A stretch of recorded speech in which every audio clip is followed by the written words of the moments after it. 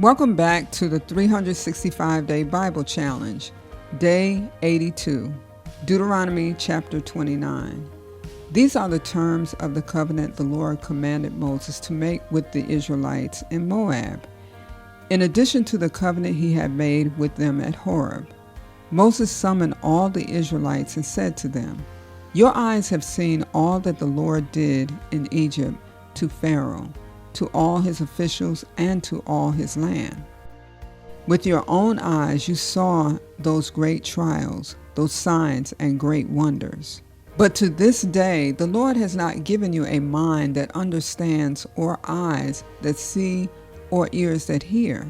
Yet the Lord says, during the 40 years that I led you through the wilderness, your clothes did not wear out, nor did the sandals on your feet.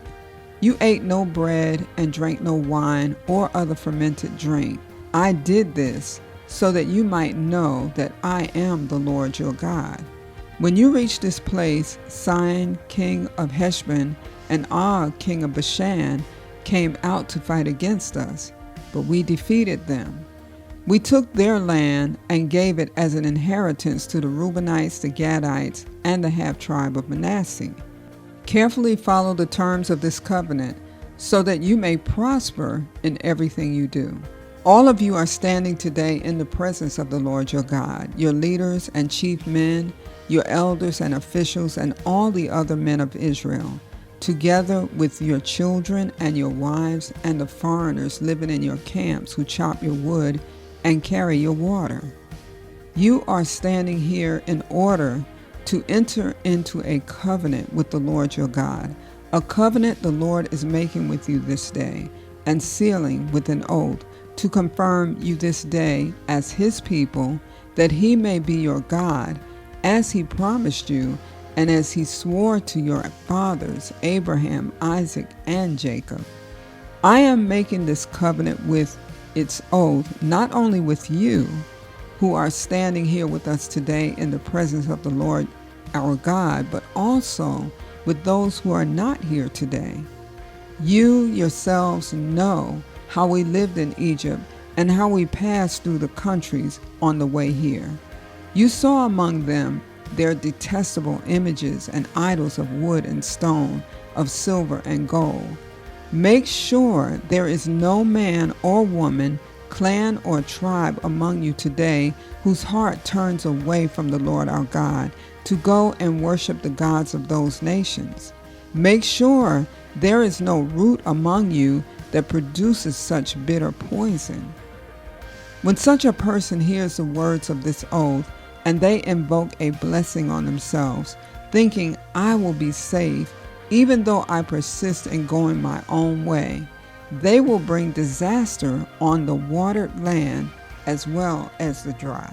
The Lord will never be willing to forgive them. His wrath and zeal will burn against them. All the curses written in this book will fall on them, and the Lord will blot out their names from under heaven.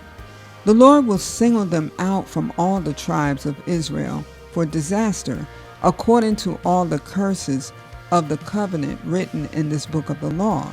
Your children who follow you in later generations, and foreigners who come from distant lands, will see the calamities that have fallen on the land and the diseases with which the Lord has afflicted it. The whole land will be a burning waste of salt and sulfur. Nothing planted, nothing sprouting, no vegetation growing on it. It will be like the destruction of Sodom and Gomorrah, Admah and Zeboim, which the Lord overthrew in fierce anger. All the nations will ask, why has the Lord done this to this land? Why this fierce burning anger? And the answer will be, it is because this people abandoned the covenant of the Lord, the God of their ancestors, the covenant he made with them when he brought them out of Egypt. They went off and worshiped other gods and bowed down to them, gods they did not know, gods he had not given them. Therefore, the Lord's anger burned against this land, so that he brought on it all the curses written in this book. In furious anger and in great wrath, the Lord uprooted them from their land and thrust them into another land as it is now. The secret things belong to the Lord our God, but the things revealed belong to us and to our children forever, that we may follow all the words of this law.